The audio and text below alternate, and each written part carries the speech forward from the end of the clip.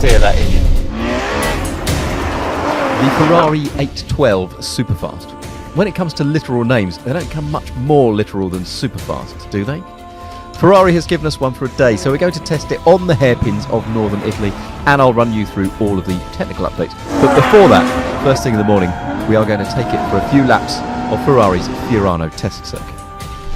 What an introduction then to an 800 metric horsepower, was that 789 brake horsepower Super GT car. Somebody's own test track.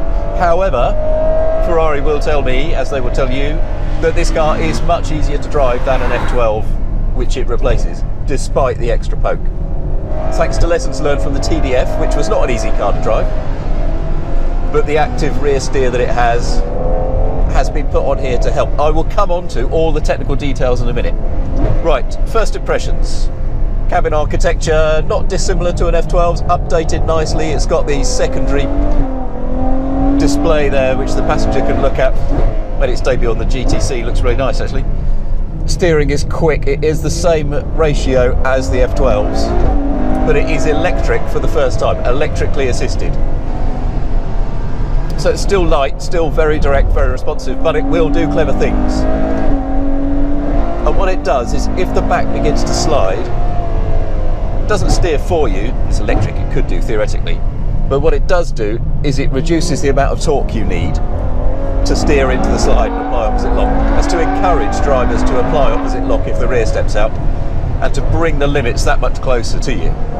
So if you get a bit of understeer, and it is possible to get a bit of understeer, the active rear steer will just sort of turn in to try and help the front turn, so it'll turn against the front. If you get oversteer,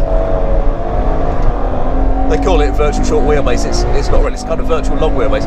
If you get oversteer, what it'll do is it'll turn with the front wheels to try and make that slide more manageable. In the TDF, that transition was weird, it was odd. It was a really spiky, hard car to drive quickly. We've got CT on, which allows a little bit of slip. And when it comes, it does not come anything like as drastically as in a TDF.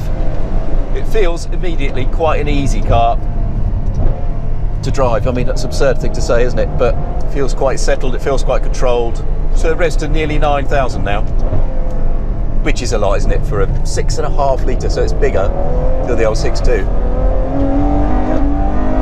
Oh. Yeah, that gets on fairly quickly. The engine response time, Ferrari says, is the same as the F12 TDF's response time, and that was absolutely crackers. It is so sharp. Makes an amazing noise, just a bigger.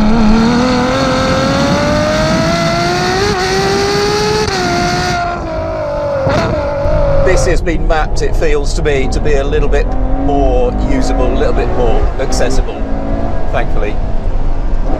Because it's not one of the rare specials, it is the everyday mainstream Ferrari Super GT car, everyday mainstream. It's 250,000 quid and it's got 800 horsepower.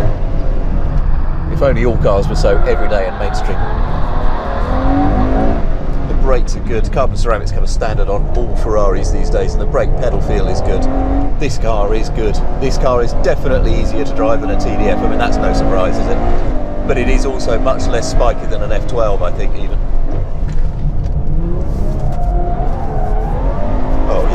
Oh yeah, what a car. That's absurd. I'm sorry, but that's absurd. This is a rear weight biased 800 horsepower V12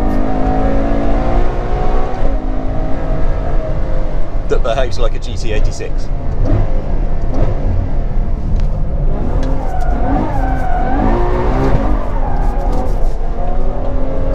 And elsewhere, it feels like a Ferrari. Just the character of the F12 and the TDF just ooze through it. And it makes you feel a lot better than you are when you are as well. What a piece of kit. Right, science bit. Okay, so the 812 Superfast is the most powerful series production Ferrari ever. The V12 engine is still based on the Enzo's engine of 2002, when it was a 6-litre unit, and it still uses that very same block. But now, at 6.5 litres, it is as big, Ferrari says, as this engine can possibly get.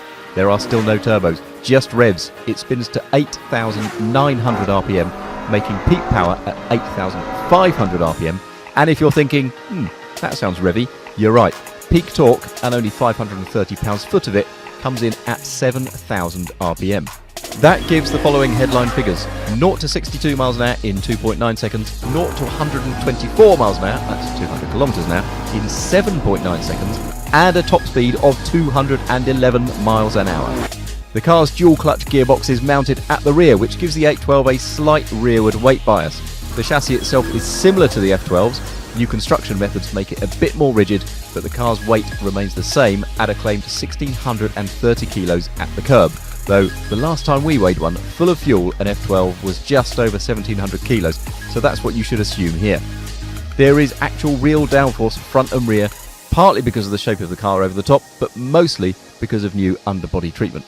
But it is the power steering and rear steer system that is the really big advance over the F12 and the TDF. Electric steering is much more tunable than hydraulic steering, and Ferrari has made one ECU to monitor and control all of the car's dynamic functions. So, the adaptive dampers, the electronically controlled differential, the stability and drift control systems all work with the active rear steer and electric power steering. The rear steer the correct way to make it easier to drive on the limit, while the power steering needs less force to turn it one way or another to give you hints about which way you want to turn the wheel.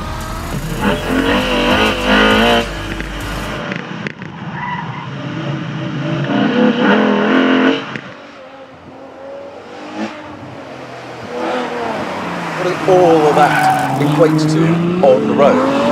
Let's go to the steering first. Maybe it doesn't feel quite as natural as it did before, but still, honestly, in terms of weighting, in terms of speed, it's pretty much there or thereabouts.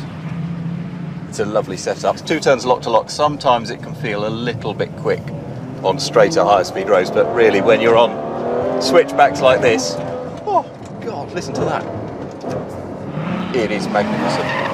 I was just going to calmly go down here and tell you what it's like, but God, this thing is so addictive. Every time you get in it, you just want to work that engine, and because it's got the extra capacity, the extra stroke, it's got quite a lot of torque from low down, but you don't have to rev it, but why wouldn't you, frankly? Those faster gear shifts, you can really tell, especially on the downshifts, they're so fast. Apparently you can fit into 3 downshifts where you used to be able to fit into. There's quite a lot of front end grip to lean on, but then as soon as you get back on the power if you want it to, there's so much of it that it'll light up the rears. How much is too much power? How much before it becomes just too much? Well, the guy who looks after Ferrari's dynamics says no much is too much if you can control it. I think he's probably got a point. It's so rapid though, this thing. It's so absurdly quick, but good fun all the time, and far easier to drive than an F12 or a TDF. Just ridiculously good, ridiculously adjustable. So it's got a brilliant noise, a brilliant gearbox, excellent steering, fabulous handling, a good ride. It looks like a Ferrari, it sounds like a Ferrari, it goes like a Ferrari. Raffaele Di Simone, who is Ferrari's sort of chief engineer, says, no car is perfect, of course. And he's right, but I tell you what, when it comes to Super GTs, nobody has yet got closer.